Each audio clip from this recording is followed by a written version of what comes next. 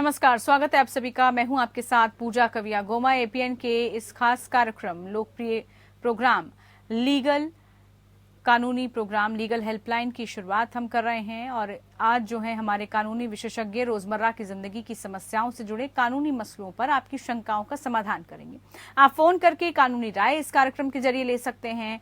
आज हम घरेलू हिंसा पर बात करने वाले हैं। घरों में होने वाली हिंसा को घरेलू हिंसा कहते हैं।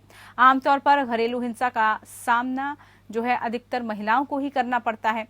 इसलिए समय समय पर भारत में घरेलू हिंसा को रोकने के लिए अलग अलग कानून बनाए गए हैं और उनको पारित भी किया गया है। घरेलू हिंसा को रोकने के लिए हमारे देश में कई कानून हैं। घरेलू हिंसा की शिकायत आमतौर पर परिवार के खिलाफ दर्ज की जाती है, यानी उस व्यक्ति के खिलाफ जिसका पीड़ित व्यक्ति से कोई घरेलू संबंध हो। पीड़िता का इस व्यक्ति से खून का संबंध जैसे माता पिता या भाई बहन, विवाह का संबंध जैसे पति, ससुराल, अपने साथी से लिव इन रिलेशनशिप या फिर दूर के रिश्तेदारी का कोई संबंध भी हो सकता है। हिंसा या दुर्व्यवहार करने वाला पुरुष या महिला हो सकती है। महिलाओं के लिए घरेलू हिंसा के खिलाफ आवाज उठाना सबसे बड़ी चुनौती होती है। इसकी एक बड़ी वजह होती है महिलाओं को घरेलू हिंसा के खिलाफ कैसे शिकायत दर्ज कराई जाए, उसकी सही जानकारी नहीं हो पाती है। इस प्रक्रिया में आने वाली अड़चन को हम सवाल और जवाब के माध्यम से देने की कोशिश कर रहे हैं, जो आपको शिकायत दर्ज कराते समय काफी मददगार साबित हो सकती है। हमारे आज के कानूनी विशेषज्ञ हैं अधिवक्ता कमल मोहन गुप्ता जी। कमल जी घरेलू हिंसा से जुड़े तमाम कानूनी पहलुओं की जानकारी देंगे। अगर आपका घरेलू हिंसा से जुड़ा कोई भी सवाल है तो आप फोन कर सकते हैं और राय ले सकते हैं। हमारा फोन नंबर आपकी टेलीविजन स्क्रीन पर फ्लैश हो रहा है 0120612793 इसके अलावा एक और अन्य नंबर 0120612793 इन नंबर्स पर आप कॉल कर सकते हैं। कॉल करके घरेलू हिंसा से जुड़ी कानूनी जानकारी प्राप्त कर सकते हैं।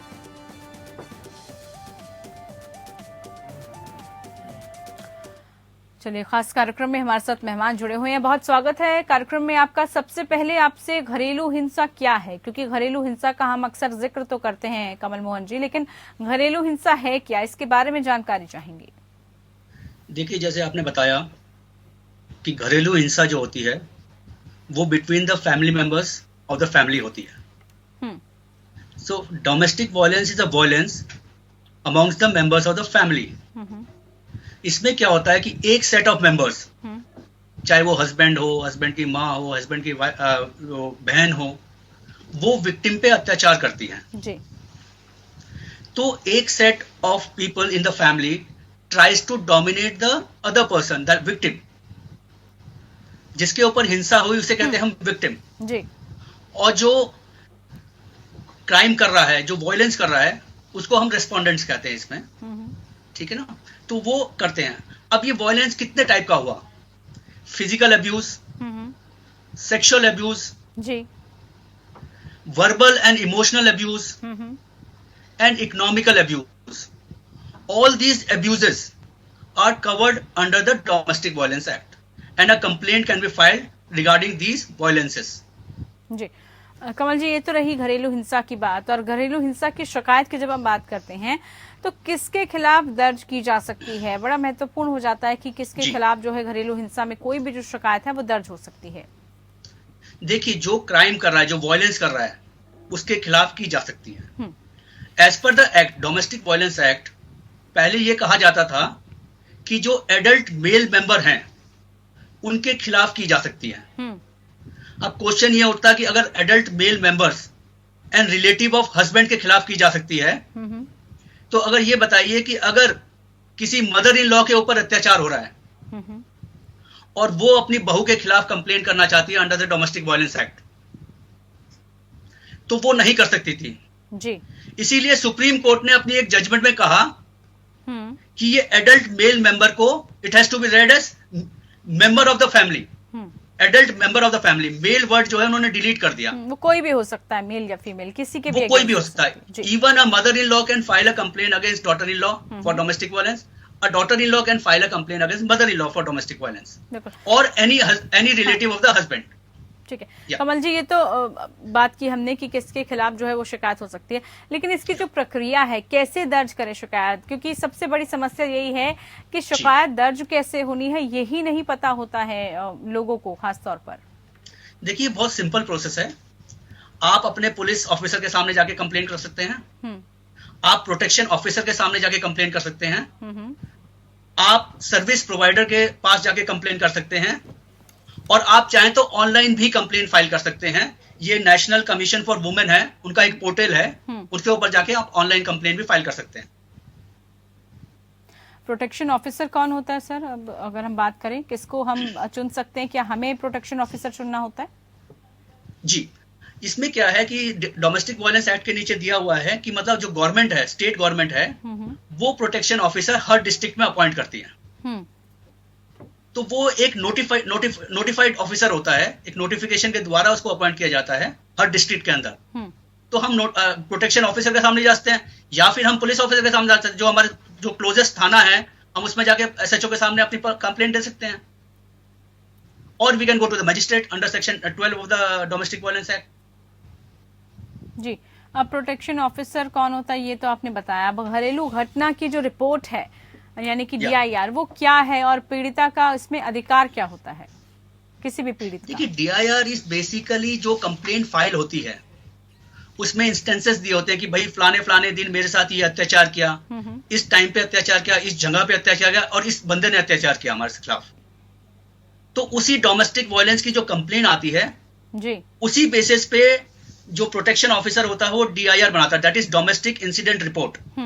It is the report of the violence committed against the victim, and it has to be specific about the time, place, and the person who has committed that particular offense. So that is DIR. ठीक है। पीड़िता के क्या अधिकार है sir इसमें? पीड़ित के क्या उसमें अधिकार, राइट्स हो सकते हैं? देखिए, पीड़िता को बहुत सारे अधिकार दिए हैं। जैसे मैंने बताया कि डोमेस्टिक वायलेंस होता क्या है, it is physical abuse, sexual abuse, economical abuse, verbal abuse, emotional abuse.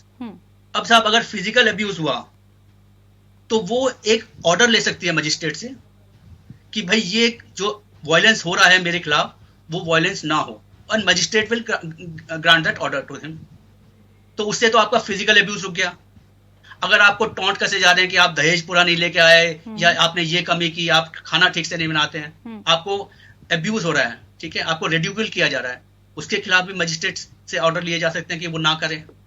इसके अलावा सपोज पीड़िता के पास, विक्टिम के पास रहने के लिए घर नहीं है, तो she can ask for a house hold, या तो हस्बैंड को जो शेयर्ड हाउस होल्ड है जिसमें वो रह रहे हैं उसमें विक्टिम को रखना पड़ेगा। अगर उनका अपना कोई घर नहीं है तो उसे रेंटल देना पड़ेगा, ठीक है, तो उसके लिए उसको रेसिडेंस का भी हो गया।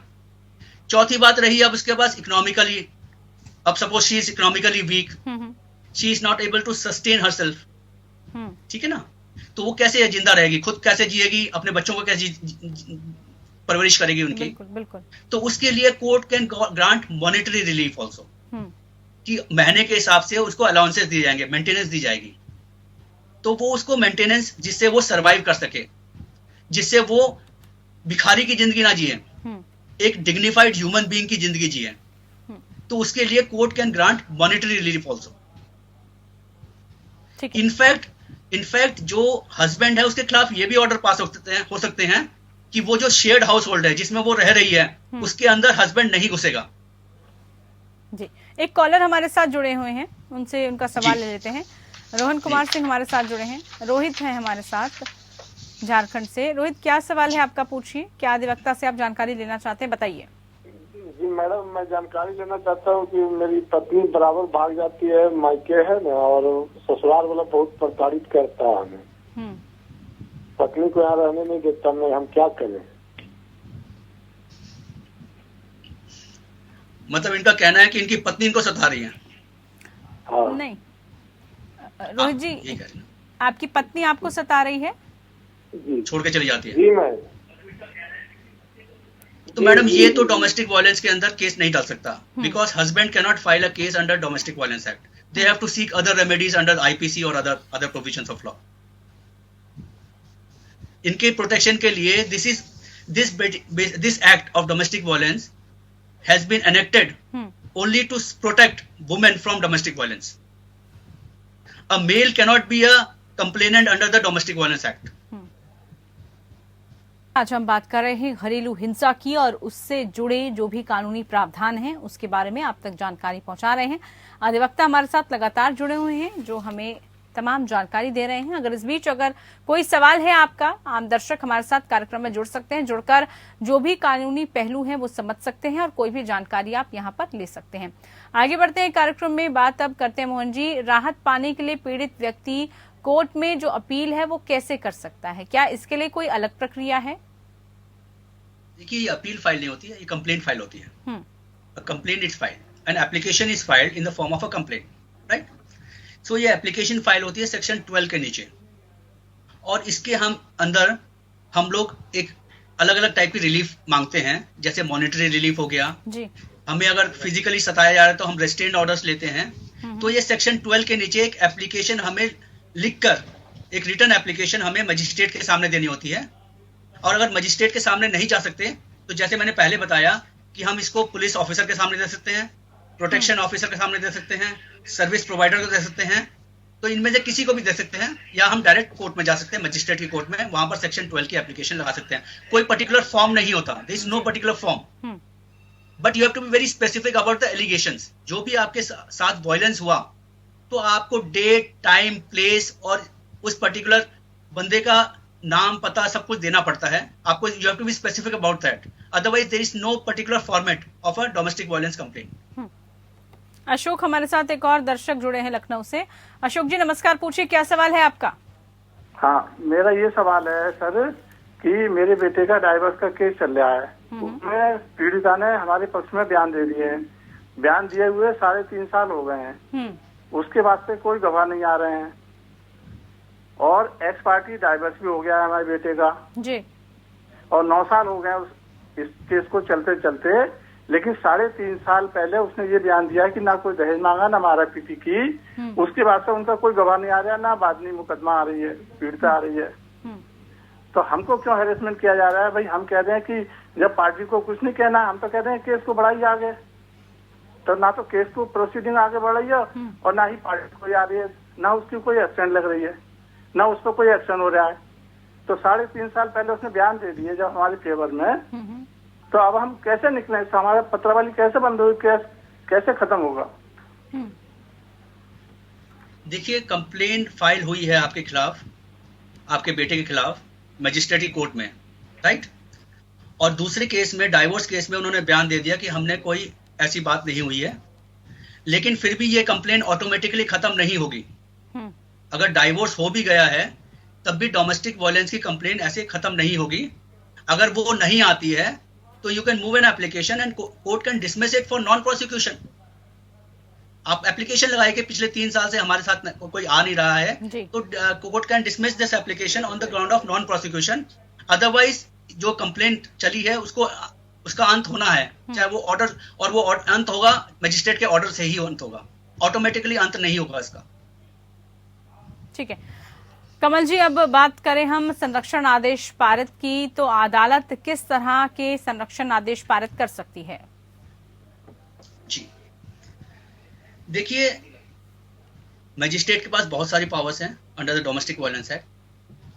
पहली पावर ये है कि वो ऑर्डर पास कर सकता है रेस्पोंडेंट के खिलाफ कि वो डोमेस्टिक वायलेंस करना बंद कर दें जी। जो डोमेस्टिक वायलेंस, जो एलिगेशन उनके खिलाफ आए थे, वो डोमेस्टिक वायलेंस करना बंद कर दें। दूसरा ऑर्डर ये हो सकता है कि जो विक्टिम अगर कोई काम कर रही है तो उसकी प्लेस ऑफ एम्प्लॉयमेंट में रेस्पोंडेंट्स नहीं जाएंगे जी। तीसरी बात, मजिस्ट्रेट ये ऑर्डर कर सकता है कि आप विक्टिम से कांटेक्ट करने की कोशिश नहीं करेंगे, चाहे फिजिकली, टेलीफोन पे, व्हाट्सएप पे, सोशल मीडिया के थ्रू, किसी तरह से भी आप विक्टिम से कम्युनिकेट करने की कोशिश नहीं करेंगे। चौथा ऑर्डर ये हो सकता है कि जो एसेट्स हैं विक्टिम के, या जो जॉइंट एसेट्स हैं विक्टिम के और रेस्पोंडेंट्स के, उसको रेस्पोंडेंट्स एलिनेट नहीं कर सकता, विच इंक्लूड्स द स्त्री धन ऑल्सो, कि स्त्री धन को वो एलिनेट नहीं कर सकता, वो बेच नहीं सकता, वो ट्रांसफर नहीं कर सकता, वो थर्ड पार्टी राइट क्रिएट नहीं कर सकता। उसके अलावा द कोर्ट कैन से कि भाई आप कोई भी, ना तो रेस्पोंडेंट, ना उसके कोई रिलेटिव, कोई भी डोमेस्टिक वायलेंस का एक्ट विक्टिम के अगेंस्ट में नहीं करेंगे। So all this are the orders इसके अलावा मैंने पहले भी बताया कि हम magistrate can grant monetary relief, एक मंथली अलाउंसेस बांध देगा कि भाई आपको इतना कंपनसेशन आपको विक्टिम को देना है जी। उसके अलावा कोर्ट कैन से कि you have to give a household to live in for the victim. तो ये सब ऑर्डर्स पास हो सकते हैं। The scope of orders are very very broad. जी जी। Magistrate can pass any order in the interest of justice and in the interest of the victim. बिल्कुल। इसके अलावा अगर हम बात करें पीड़ित किस तरह की जो आर्थिक और वित्तीय राहत है उसका दावा कैसे कर सकती है, किस तरह की उसको राहत मिल सकती है? देखिए, मैंने बताया कि इसमें कोई फॉर्म तो होता नहीं है, किसी पर्टिकुलर फॉर्म में आप डीवी एक्ट के एप्लीकेशन नहीं लगाते हैं, कंप्लेंट फाइल नहीं करते हैं। तो इसमें तो जो एलिगेशन लगाने हैं आपने एलिगेशन लगाने हैं, और जो रिलीफ चाहिए वो आप रिलीफ मांगते हैं। सपोज आपने कहा कि मुझे मेरे पास रहने के लिए कोई घर नहीं है, तो मुझे एक ऑल्टरनेटिव घर दिलाया जाए, ठीक है, अकोमोडेशन दिलाया जाए। तो court can pass an order कि भाई आप शेयर्ड हाउस होल्ड जो है जिसमें आप as an husband and wife रह रहे थे उसमें आप विक्टिम रहेगी और आप इस घर में नहीं घुसेंगे। One order can be this. दूसरा ऑर्डर कैन बी, अगर आपके पास घर नहीं है तो आप उसको रेंटल दीजिए। सपोज 15,000 रुपए रेंटल है तो आप 15,000 रुपए पर मंथ के हिसाब से आप रेंटल अलाउंसेस उसको दीजिए, वाइफ को दीजिए, तो विक्टिम को वो मिलता है। ठीक है। एक कॉलर हमारे साथ जुड़े हुए हैं, अंबिका ऋषिकेश से हमारे साथ जुड़े हैं। अंबिका जी नमस्कार, पूछिए क्या सवाल है आपका?